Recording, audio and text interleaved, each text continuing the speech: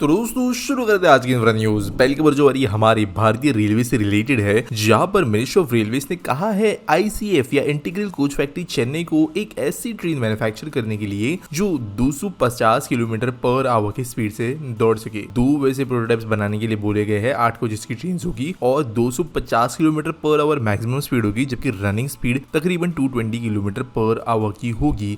और ये most probably Vande Bharat express platforms पे ही बनाए जाएंगे। अब ये कैसे बनते हैं, क्या बनते हैं और क्यों बन रहे हैं और ये मजाक है या रियलिटी, इसके ऊपर एक डेडिकेट वीडियो वैसे मैं बना रहा हूँ, लेकिन करेंटली रेलवेज ने ऐसे एक्सपेक्टेशंस रखे हैं आईसीएफ चेन्नई से। अगली खबर दोस्तों आ रही है हमारे डोमेस्टिक एयर पैसेंजर ट्रैफिक से रिलेटेड, जिसका ग्रोथ हुआ है पिछले साल में और ईयर ऑन ईयर ग्रोथ देखा गया है 5.1% का। तो यहाँ पर पैसेंजर नंबर्स था 138.9 मिलियन मई के महीने में, जो कि 14% इंक्रीज है कोविड टाइम से। तो ऑब्वियसली एविएशन के अंदर लोग बढ़ते ही जा रहे हैं, ज्यादा से ज्यादा लोग फ्लाइट्स अब ले रहे हैं। ये नंबर हमें आने वाले कई सालों तक बढ़ता हुआ ही नजर आएगा जब तक सैचुरेशन नहीं आता। अगली खबर दोस्तों जो आ रही है वो है बेंगलुरु से, जहां पर mobility solution supplier Titagarh rail systems limited ने अपना एक नया इनोवेशन एंड डिजाइन सेंटर यहाँ पर ओपन अप किया है। तो दोस्तों आप जानते हो टीटागढ़ वो कंपनी है जहां पर यूरोप के लिए भी ट्रेन बनती है, हमारे देश के कई मेट्रोज भी ट्रेन कंपनी ने बनाया है। अब obviously research and development, design, इन चीजों की जरूरत पड़ती है। बेंगलुरु में यहाँ पर ये इसकी वजह से एक रिसर्च एंड डेवलपमेंट सेंटर खोल पाया है, जहाँ पर इंजीनियरिंग का काम भी किया जाएगा।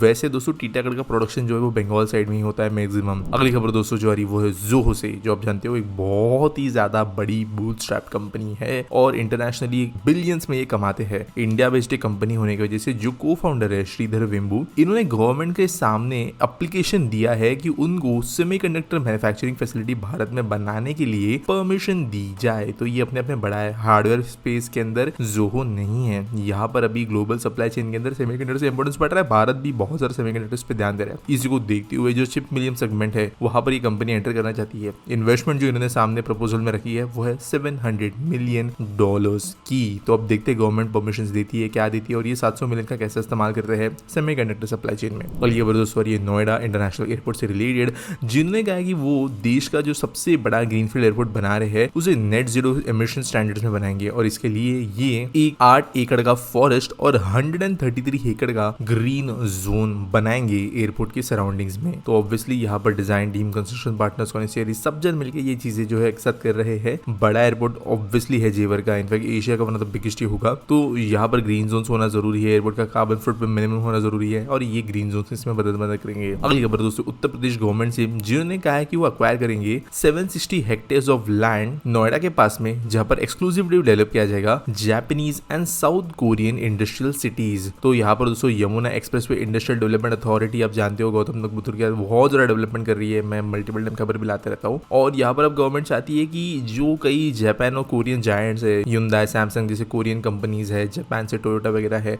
ये लोग इंडिया के अंदर इन्वेस्टमेंट करते हैं और जनरली ये लोग खुद भी जो है अपना अपना एनक्लेव बना लेते हैं। इसको देखते हुए गवर्नमेंट ने डिसाइड किया है कि वो ऐसे इंडस्ट्रियल एस्टेट्स में इन्वेस्ट करेंगे जहाँ पर एक्सक्लूसिवली एक कंपनी होगी, ताकि वो जो कल्चर के साथ में यहाँ पे प्रोडक्शन करेंगे वो उनके स्टैंडर्ड्स को मीट करे और उनको भी कंफर्ट मिले। अगली खबर दोस्तों जो आ रही है वो है हमारे फेम या faster adoption and manufacturing of electric vehicle scheme से रिलेटेड, जहां पर हो सकता है कि फेम स्कीम का जो अगला फेज है वो आने वाले 100 दिन के अंदर अनाउंस हो, जिसका बजट होगा 10,000 करोड़ रुपए का। यहाँ पर टारगेट जो है इलेक्ट्रिक 2 व्हीलर्स और 3 व्हीलर्स को गवर्नमेंट करेंगे और गवर्नमेंट ओन बसेस को भी। दोस्तों देश के अंदर आज ऑलमोस्ट हर छोटे बड़े शहर के अंदर इलेक्ट्रिक बसेस चल रही है, कई शहरों में मैक्सिमम इलेक्ट्रिक बसेस चल रही है। इसके पीछे अगर कोई रीजन है तो वो फेम स्कीम है, क्योंकि गवर्नमेंट हेवीली सब्सिडाइज कर रही है शहरों को बस खरीदने के लिए। और इलेक्ट्रिक 2 व्हीलर्स भी जो है ओला वगैरह के आप जानते हो उसमें भी जो है थोड़ा गवर्नमेंट सब्सिडी वगैरह मिलती है। ये सब चीजों को देखते हुए इसका सेकंड फेज भी होने वाला है 10,000 करोड़ का। अगली खबर दोस्तों ये एफकॉन से रिलेटेड, जिन्होंने वेडनेसडे को सेलिब्रेट किया है TBM breakthrough Kanpur metro के लिए। तो टीबीएम विद्यार्थी जो ये टनल बोरिंग मशीन है, ये नयनगंज स्टेशन के पास में जो टनल बन रहा है वहां पर ब्रेक थ्रू अचीव इसने किया है। दिसंबर 2023 में भी अचीवमेंट्स किए गए थे ब्रेक थ्रू के। 27 किलोमीटर की तकरीबन लाइन जो है कानपुर मेट्रो के अंडरग्राउंड वाली, उसके अंतर्गत ये काम चल रहा है। आज के एसपीटी सॉल्व के बारे में बात करें तो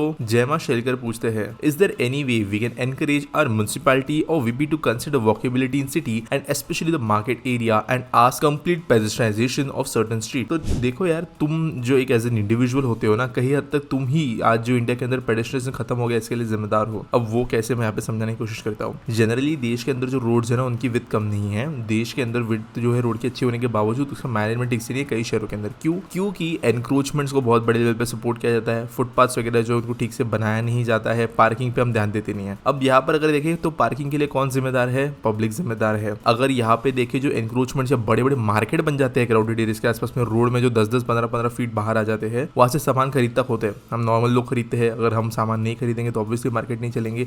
इससे फिर फायदा किसको है? लोकल पॉलिटिशियंस जो है वो हफ्ते लेता है, ऐसे जो भी ये ओपन मार्केट्स बन जाते हैं इनसे, तो यहाँ पे वो लोग भी कमाते हैं, तो उनको भी एंक्रोचमेंट प्रमोट करना ज्यादा अच्छा बनता है। लेकिन एंक्रोचमेंट प्रमोट करने के बावजूद अगर वो लॉस मेकिंग वेंचर बन जाए कि लोग खरीदे ही नहीं सड़कों से, तो फिर कहीं ना कहीं पे ऑटोमेटिकली वॉकेबिलिटी इंप्रूव होती है। जो ट्रैफिक मैनेजमेंट है वो सबसे करप्ट डिपार्टमेंट है कई स्टेट्स के अंदर। तो ये चेंज कैसे होगा? पहली बात तो कुछ चीजें खुद कर सकते हो कि ढंग से पार्किंग करो, एंक्रोचमेंट्स जो दुकान करते हैं वहां पे उनको आप प्रमोट मत करो। एक पेडेस्ट्रियन मोबिलिटी के हिसाब से सॉल्यूशंस है वो ऑटोमेटिक बनना शुरू हो जाएंगे। At the same time vote के जरिए और यहाँ पे अपने लोकल पॉलिटिशियंस को डिमांड रख के आप ये चीजें कर सकते हो, क्योंकि बाबू अफसर जो है वो अपने इंसेंटिव्स के लिए काम करते हैं, शहरों के लिए नहीं। उम्मीद करता हूं आपको सवाल का जवाब मिल गया होगा। अगर आपके पास कोई सवाल है तो आप कमेंट सेक्शन में मुझे पूछ सकते हो। मिलेंगे अगले वीडियो में।